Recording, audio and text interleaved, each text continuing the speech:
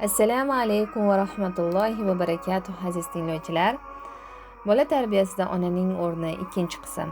Bugungi videoyimizda inshaalloh farzandlarining jismoniy yoki ruhiy kamchiliklariga qaramay, ularni olim bo'lib yetishishlariga sababchi bo'lgan ikki ona haqida so'zlashamiz.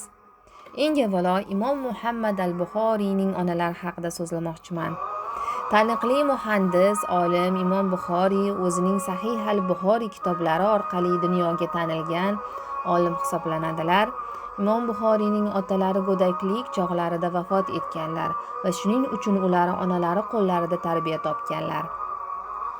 Imom Buxoriy yoshlik chog'larida ko'z nurlari pasayish oqibatida 12 yoshlarida batamom ko'r bo'lib qoladilar va bu o'sha paytdagi ko'p tabiblarning urinishlariga qaramay hech bir muolaja ularning ko'rish qobiliyatlarini tiklay olmaydi.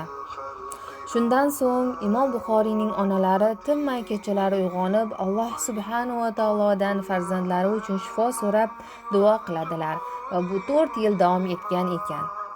Axiri bir kun Imom Buxoriyning onalari tush ko'radilar.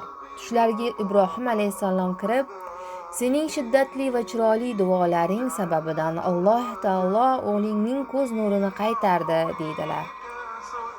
Ertalab turib qarasalar, o'g'illar Imom Buxoriyning ko'z nurlari to'liq tiklanganini guvoh bo'ladilar.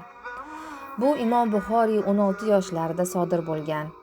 Demak, mushtipar ona 4 yil davomida farzandi uchun Allohdan umidini uzmagan holda duo qilishda to'xtamagan.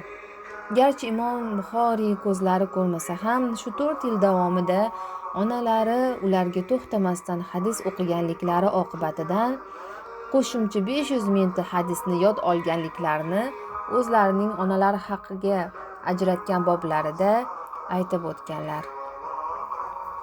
Endi dunyo ilmida mashhur bo'lgan olim Thomas Edison haqida so'z yuritmoqchiman.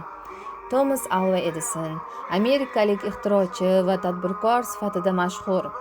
U elektr energiyasini ishlab chiqarish, ommaviy aloqa, ovoz yozish va kinofilmlar kabi sohalarda ko'plab qurilmalarni ishlab chiqqan. Eng muhimi, u inqilobiy texnologiya asrida bir nechta ixtirochi tomonidan ishlab chiqishga harakat qilingan, ammo uddasidan chiqilmagan yorug'lik lampalarini ixtiro qilgan inson hisoblanadi. Thomas Edisonning onasi haqida juda ajoyib voqeani so'zlab bermoqchiman. Bir kuni Thomas Edison maktabdan uyga keladi va onasiga maktabidan shaxsiy xat keltiradi. U onasiga, "Ustozim bu xatni faqat sizga, onamga berishimni aytdi", deydi. Farzandi keltirgan maktubni ko'zdan kechirgan ona maktubni ko'zlari yoshga to'lgan holda ovoz chiqarib o'qiydi. O'g'lingiz daho, bu maktab uning uchun juda kichik va uni o'qitish uchun yetarli darajada yaxshi o'qituvchilari yo'q. Iltimos, uni o'zingiz o'qiting. Shu bilan Thomas Edison maktabda emas, onasi qo'lida uyda ta'lim oladi.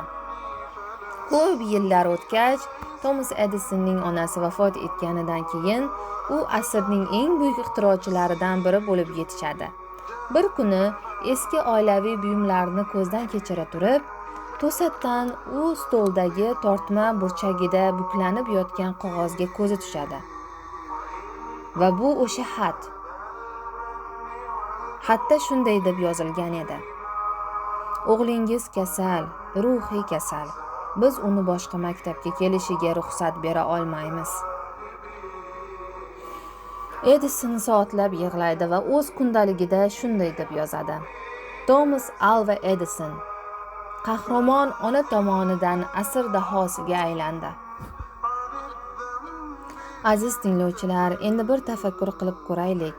Bu ikkala ona farzandlarining jismoniy yoki ruhiy yetishmovchiliklari tufayli farzandlariga nisbatan achinish yoki norozilik hissi uyg'onib, ularni ilmdan to'sishlari mumkin edi.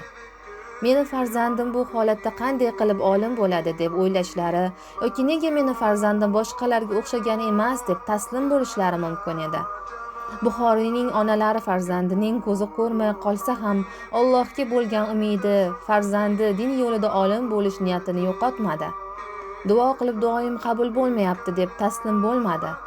Farzandi ko'zi ko'rmasa ham uni olim bo'lishi uchun o'zi hadislar o'qidi va farzandi uchun qilgan niyatidan voz kechmadi. yoki Thomas Edisonning onasi farzandi boshqa bolalarga o'xshamaganligi yoki o'qituvchilar uni ruhiy kasal deb aytganligi o'z farzandi uning ko'zida aslida noyob bola ekanligini ko'rishdan to'xtatmadi.